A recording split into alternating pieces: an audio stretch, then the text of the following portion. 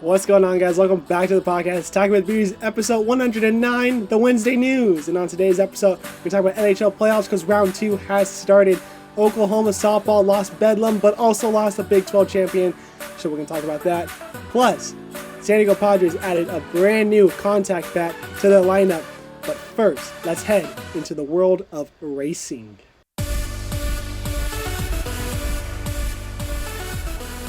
So yeah, today we're going to start off with racing. And it's not something we typically talk about too much. It's just something that's it's hard to keep up with. It's on Sundays most of the time when it comes to NASCAR. I don't always get up for Formula 1 races, and usually Verstappen wins most of the time anyways. But this weekend we had Kentucky Derby, we had Kansas Speedway, and the Miami Grand Prix. So we're going to talk about all three pretty quickly right here. So let's start off with the 150th race of the Kentucky Derby. Start off with just who won it. Mystic Dan. He came in at 16-1 odds to win this one. He came out winning by a nostril. This is probably the closest race I've ever seen when it comes to horse racing. Obviously not a big person when it comes to the horse racing, besides when these three big races come on when it comes to the Triple Crown and stuff like that. But Mystic Dan ending up winning this one by a nostril over Sierra Leone, who was at 5-1, and Forever Young, who was at 6-1 going into this. His trainer, Ken McPeak, became the first trainer since 1952 to win the Kentucky Derby and the Kentucky Oaks in the same year. So congrats to you. The betting favorite in this one was Fierceness at 7-2, but ended up falling off a big time, finishing 15th in this race. The Preakness Stakes will be on May 18th, which is round 2 for Mystic Dan, looking to become the 14th Triple Crown winner and the first since 2018 when Justify did it. So really awesome race. Only watched that race, didn't watch any of the races leading up to it. Very exciting race, definitely coming down to the end. Again, closest race I've ever seen when it comes to horse racing. Super entertaining, very awesome to watch. All right, let's head to NASCAR now. We head to Kansas, where we had the Kansas Speedway. Unfortunately, did not watch this race, but it became the closest finish in NASCAR history. Kyle Larson edging out Chris Buescher in a 1,000th of a second. Amazing finish, back and forth, rough racing. Kyle Larson just edging him out for his 25th career win. The top 10 finishes here. Number 1 was Larson, 2 at Buescher. 3, we had Chase Elliott. 4, Martin Truex Jr. 5, Denny Hamlin. 6, Christopher Bell. 7, Alex Bowman. 8, Kyle Busch. 9, Noah Gragson. And 10, Michael McDowell. That was the top 10 for NASCAR. Their next race will be this upcoming weekend at Darlington. Awesome throwback schemes are out already. Go check those out if you haven't. Look awesome. One is also a Dale Earnhardt Jr. throwback, which, if you guys don't know me, big Dale Earnhardt Jr. fan. So awesome to see Chase Elliott in that car. Hoping to see him, honestly, get that checker flag win there. And lastly, we'll end this one on Formula 1. They were in the Miami Grand Prix. Lando Norris ended up winning his very first Formula 1 race, and this is amazing. It's awesome to see somebody else at the top that is not a Red Bull or Ferrari driver. It's actually the first time we've actually seen somebody in over 500 days, 539 consecutive days to be exact, that we have not had a winner outside of Red Bull and Ferrari. I mean, that's crazy. Lando Norris is from McLaren, if you guys don't know that. Everyone seemed to be extremely happy for him. Young guy, British guy. He really, you can tell he wants to win. He wants to be on a good team. And McLaren has been up and down. Lando has been very good. But now that he's got his first win under his belt, seems like the big monkey out the back there. So congrats to you, Norris. Here's the top 10 who also get points in their standings. So Norris obviously is number 1. 2 was Verstappen. 3, Leclerc. 4, Perez. 5, Seitz. 6, Hamilton. 7, Tsunoda. 8, Russell. 9, Alonso. And 10, Ocon.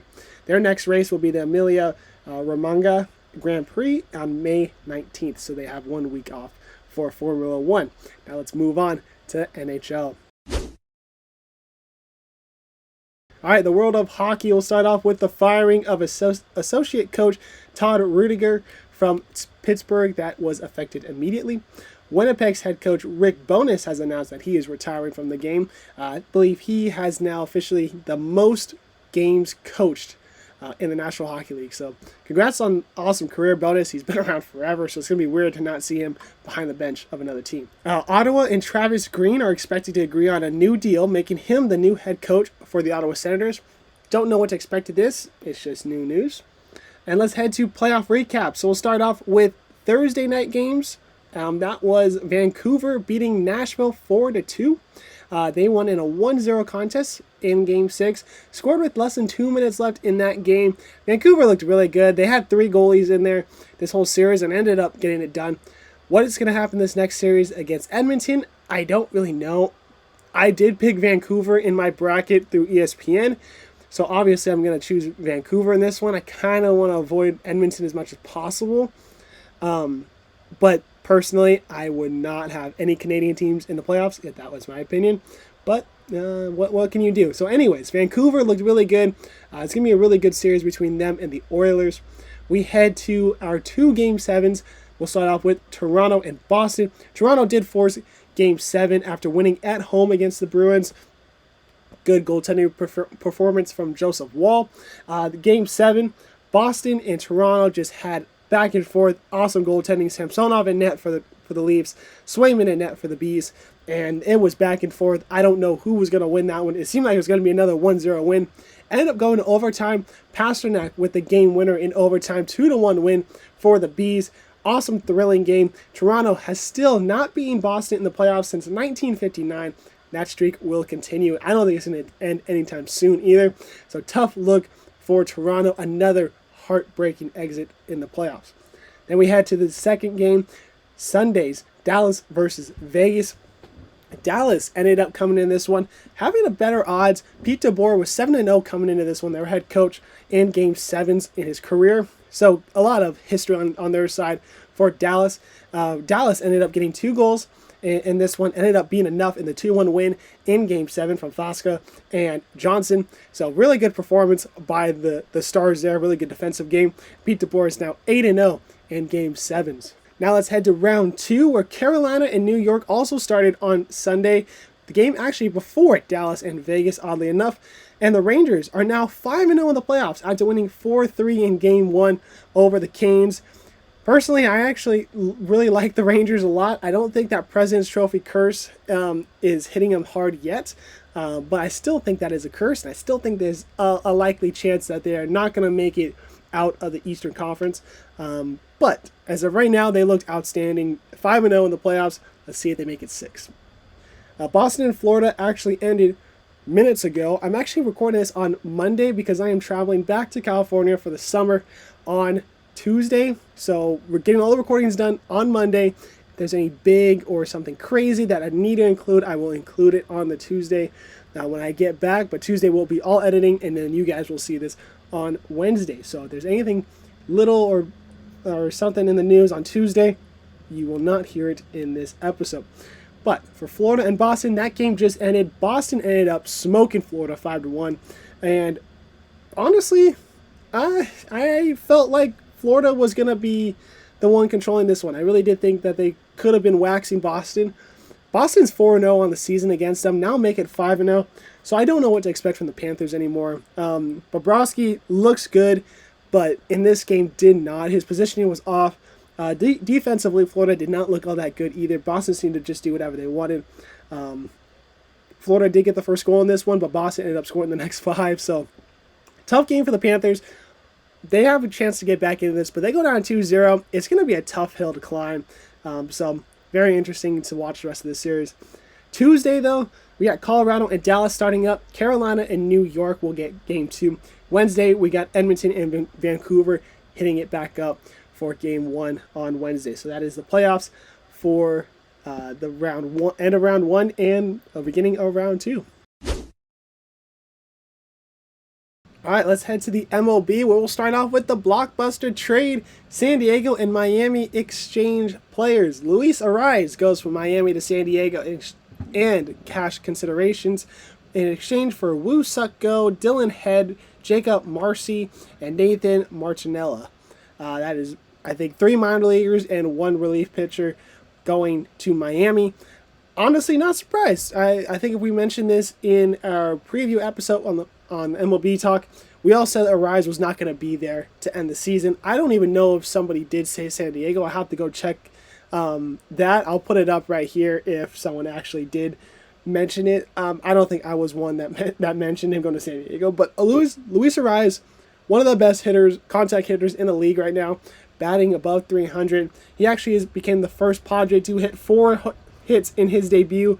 Made a big impact in his first couple of games in the Padre uniform. So congrats to the Padres picking up this guy, but I don't know where the lineup's going to be. I mean, they got a lot of infielders and not a lot of infielding spots open right now, so it's going to be a lot of switching things around, DH spots.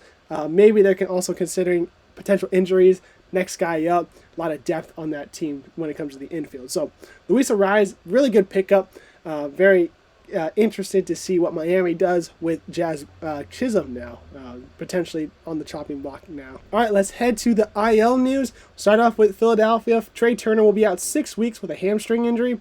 San Diego, Joe Musgrove will be on the 15-day IL with a right elbow inflammation. Not hearing that it will be Tommy John, so hopefully that is correct. Cleveland's Stephen Kwan is on the 10-day IL with a hamstring injury. LA Dodgers, Evan Peters will be on the 15-day IL with a hamstring injury. And Texas, Nathan Eovaldi is on the 15-day IL with right groin injury. We head to a milestone where Tampa Bay's manager Kevin Cash became the franchise leader in wins for the manager spot. 755 career wins for him in a Tampa Bay uniform. Congrats to you, Cash. He's had some very good teams the last couple of years. Hasn't made playoffs consistently. Made it to the World Series against the Dodgers that one year. Obviously lost in that one, but has had some very good teams. This year, a little bit iffy. Still seems like he's got a pretty solid team there.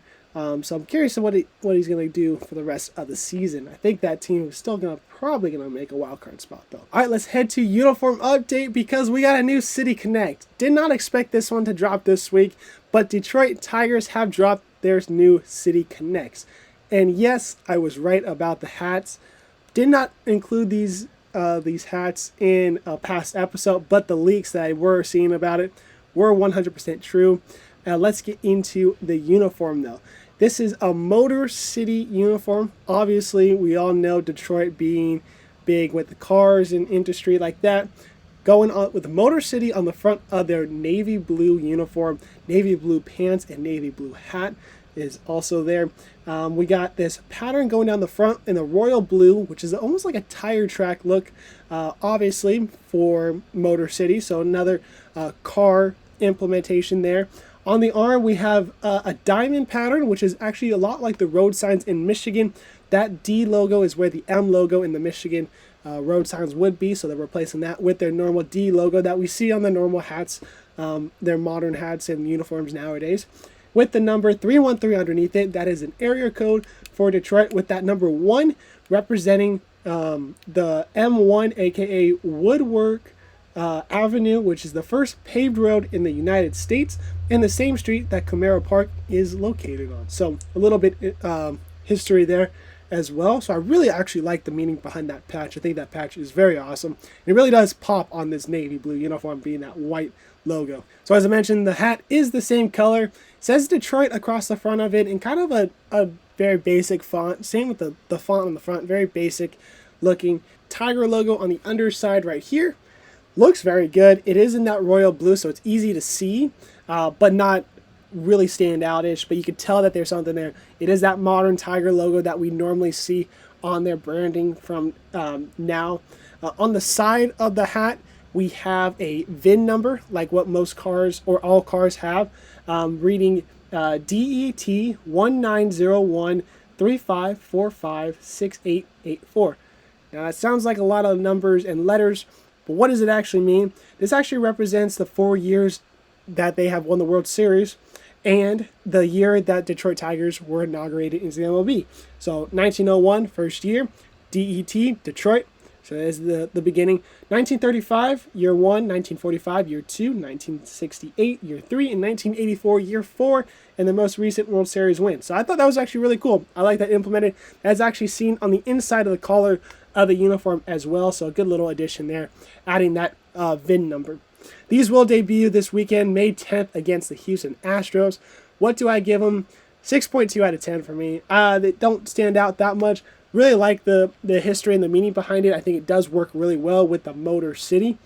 Overall, does not do that much for me.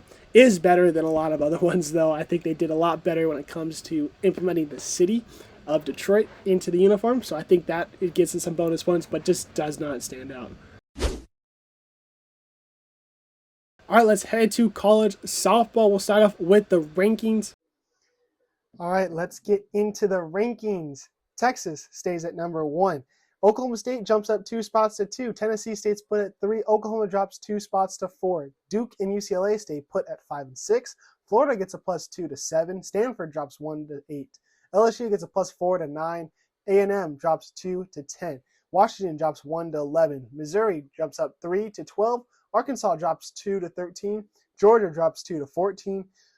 Virginia Tech jumps up 3 to 15.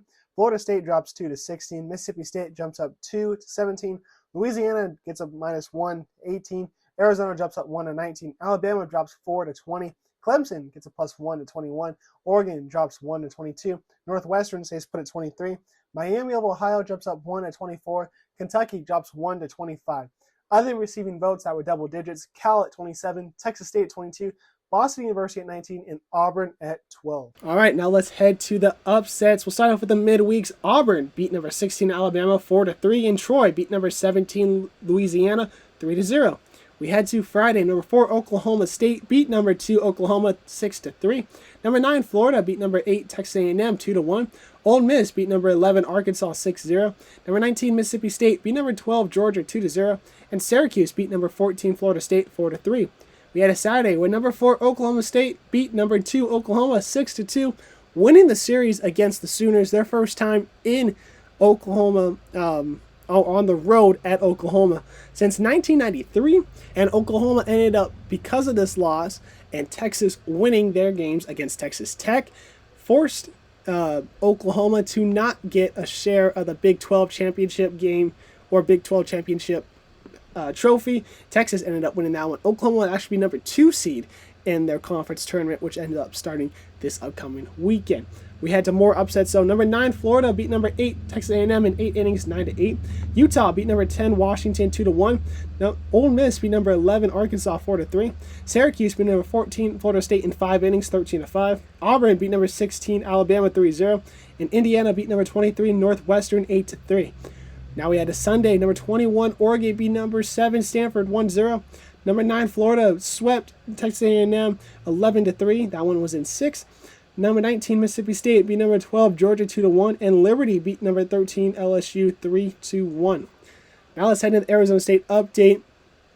Not a good update to give you. No week games, midweek games, but they got swept by UCLA 2-4, 1-12, and 4-8. Ended up ending the regular season losing 15 of the last 16 and 21 of the last 24 games, finishing a record of 19-30. 3-21 in conference play, 2-3 on the road, 17-17 at home. Last in Pac-12 in the Pac-12 standings by a total of 6 games. Not a good season for the Sun Devils. We're able to watch a lot of these games. Obviously, being on campus and watching them at home on my TV. Not happy to watch these games. I mean, there were games where they were close ones, and there were games like 12-1, and it was tough to watch. But Arizona State just overall, just pitching wise, did not use the whole bench, I think, well.